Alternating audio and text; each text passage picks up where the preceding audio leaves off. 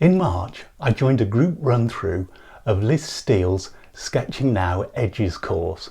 In April, I then went and fractured my shoulder and couldn't sketch for over a month.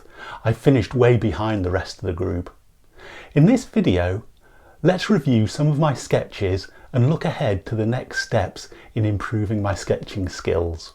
There are links to Liz's courses in the description and all the other material I reference, including a link to a video about my experience with Liz's watercolour course. The Edges course is about creating depth and interest in your sketches by developing an understanding of edges. This involves recognising whether the edges you see are a change in plane or just a change in colour, and whether the edges are hard or soft, or strong or weak. Once you understand the edges you are seeing, you can then decide how to represent them and manipulate them to make your sketches more exciting. There are 4 lessons, each with an indoor and outdoor exercise. The first lesson is about differentiating between the edges that are changes in plane and those that are changes in colour. The goal for this exercise is to identify and draw the changes of plane. I'm flicking through the sketches in the order I did them.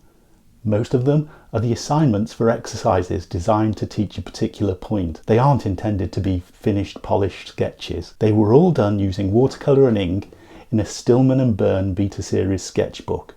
The objective of this exercise is to identify shapes that are the same local colour. The aim is to identify the shapes and not to fuss too much about accurately matching the colours.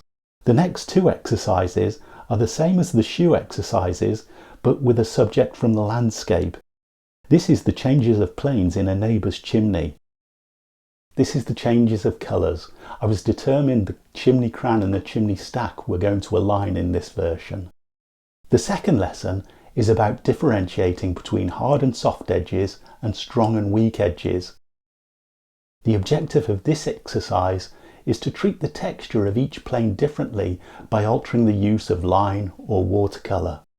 The objective of this exercise is to sketch a scene with multiple layers of landscaping and to treat the texture of each plane differently. The third lesson is about using different sorts of lines to describe edges. There are 3 parts to the indoor exercise. The first part had a 5-minute time limit.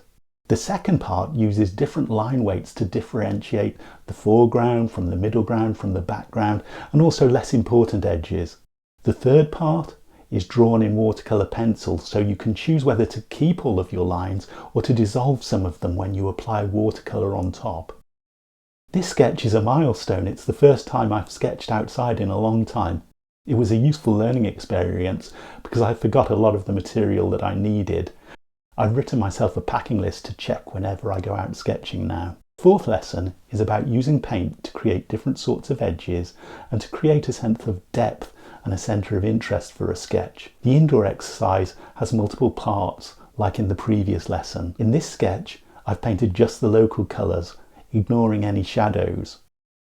These are the shadow shapes, ignoring any local colour. In retrospect, I should have included the cast shadows in this sketch and the next. In this version, I painted the local colour, but only in the shadow shapes. This is the culmination of the indoor exercise. Initially you paint the shadows, allowing the colours to merge, and then decide how much paint you want to add in the lit areas. This is a strange sketch. I don't think I've ever created one that looks like this before. This sketch uses a similar approach to the previous one. I sketched it from a photo I took a couple of weeks before. If you watch the crown, you may recognise this building as the Gordonstone School changing rooms. The course has given me a lot to think about. I've done it once before, but I've learnt a lot more from it this time through. As a next step, I've joined a group run-through of Liz's Watercolour on Location course, which started on the 19th of June. But I'm already behind and rushing to catch up because of recovering from this injured shoulder. Once I finish, I will make a video to let you know how I got on.